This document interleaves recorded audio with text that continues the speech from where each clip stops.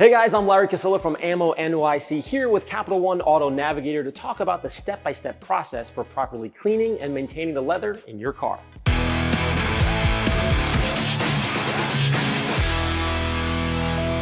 All right, so for most vehicles, you're not gonna use a degreaser on the interior. This is not the case here. This car is incredibly dirty, and if you look at the steering wheel, it's very shiny. That's indicating that there's oil everywhere, and that makes sense from hand oil. So what I'm gonna do is put a piece of tape right here to show you the before and after. So what you wanna do is take your degreaser. Again, you're not using this on a regular basis on the interior, but when it's this bad and indicated by the shininess, you're gonna do that.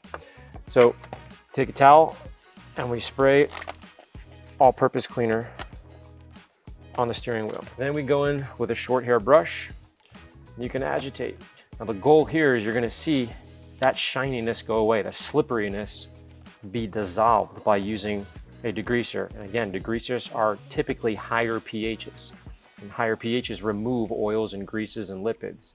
And so we use that on the outside of the car if it's gone through, like, let's say a tar patch, something underneath the tire, but we get the same thing from hands as well over time. So that's step one. We use a little bit of degreaser, and you can see it's sticky. Look at all the junk that's coming off. That's body oils. And steering wheels are not supposed to be this slick for multiple reasons. One, it doesn't look very good, and two, it's slippery. And so first step is I'm literally pulling the gunk of years and years of hand oils off this vehicle steering wheel. Okay, the next thing you want to do is go back in and neutralize that with your everyday normal interior cleaner, which is pH balanced. And then we can go in with the scrub pad. And I'm going gently here. I'm not squeezing very hard because I can rip through this leather, but it does require it. So this is a little bit of a unique situation. And the reason I'm so excited about this is if you maintain your vehicle properly, you won't let it get to this stage and you won't need to use harsher or more aggressive techniques. But you'll see when I'm done, it'll be a slightly different color to the leather. And then we can go in with the little tight spots, which are in the lacing here.